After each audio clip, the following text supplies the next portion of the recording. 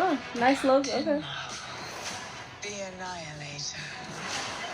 You took everything from me. And now I'm returning the favor.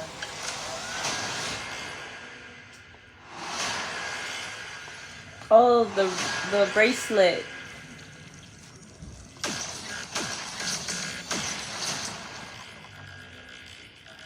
What is happening to me? She's entangled our light-based powers. So we switch places whenever we use them. Strong theory. You can absorb light. I can see it. And Kamala... Who's Kamala? Hi. She can turn light into physical matter, which I have never heard of. I can totally show you. No! It's all about... Oh!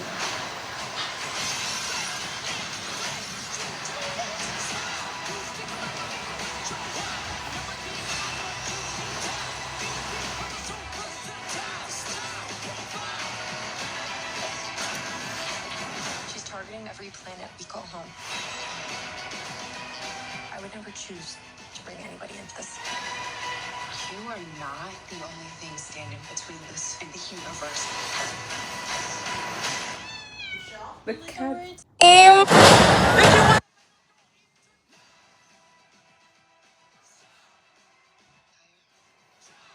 Further. Faster.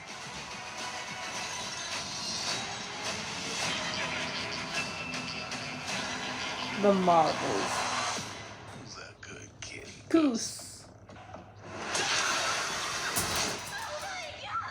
I can't. Can you? I got it.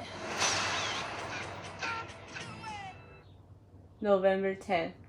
Okay, well, hey everybody, welcome back to my channel. So this is the second trailer that Marvel released for the upcoming The Marvels trailer, which instead of just featuring Carol Danvers, Captain Marvel, it also features Monica Rambeau as Photon and Kamala Khan as Miss Marvel.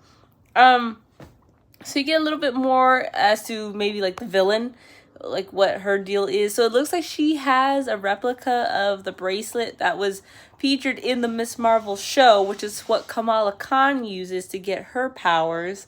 So somehow there's a connection, and because all these three, well, four if you include the villain, but how all these women use their powers in reference to light, like supposedly that Captain Marvel could she could manipulate light versus Photon could see light, and Miss Marvel could turn light into physical matter, which I think is pretty interesting when you put it that way.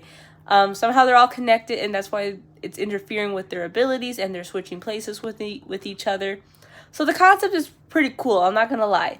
In terms of trailer-wise, this does look better than the first Captain Marvel movie, which, you know, if you guys look back at my channel, I was pretty excited for Captain Marvel, but then when I saw the movie itself, it wasn't that great. And I know that there's a whole thing of online hate against the main actress, Brie Larson, with the whole anti-woke agenda, blah, blah, blah. I don't care about that stuff. I just want to see if I'm going to have a good time with this movie. That's all I care about. And with the first Captain Marvel movie, I didn't really have a great time with it.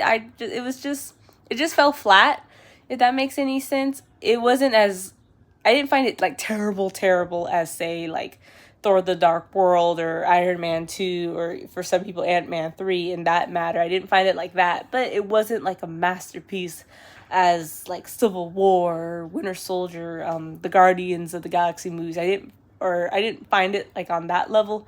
It was more like second tier Marvel movie, if not a little lower. It was just lackluster for me.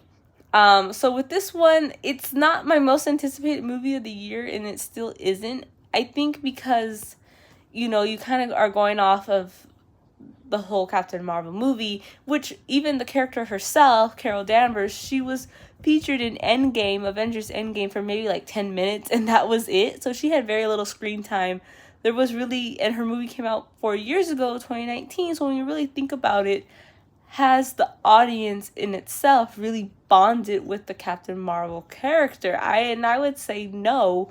So I have a feeling like this movie's gonna have a hard time with the audience. And plus, you had Miss Marvel that came out last year, and I like the concept of, you know, they're introducing you know, a Muslim American girl. She's a Pakistani American, if I'm not mistaken, with Muslim faith. So I like that they're introducing, you know, a hero of that demographic, you know, of that culture. But I wasn't a big fan of the show either. The only character I really care about or am excited to see is Monica Rambeau as Photon. I really liked her character in WandaVision.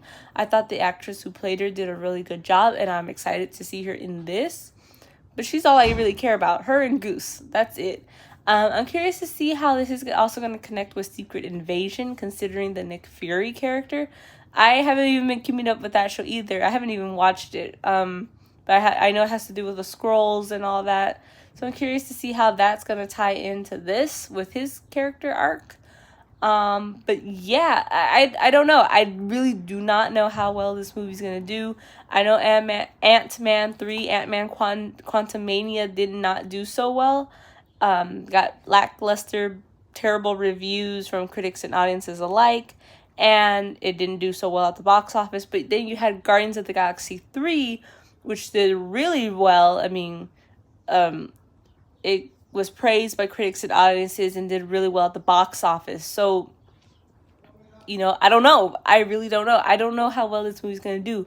But I don't really see it on top of everybody's radar, if that makes any sense. And I know this movie's coming out a week before Dune Part 2, if I'm not mistaken. So let's see how well this does. Again, considering the whole, you know, how I know how people are online. You know, there's that group of people on YouTube who don't like this kind of movie. So I don't know how well it's going to do. I'm very curious to see. But anyway, guys, let me know down in the comments below what you guys think. Share your thoughts. Are you guys excited to see this movie or not? Share your thoughts down below. Like and subscribe. And as always, take care, guys. Bye.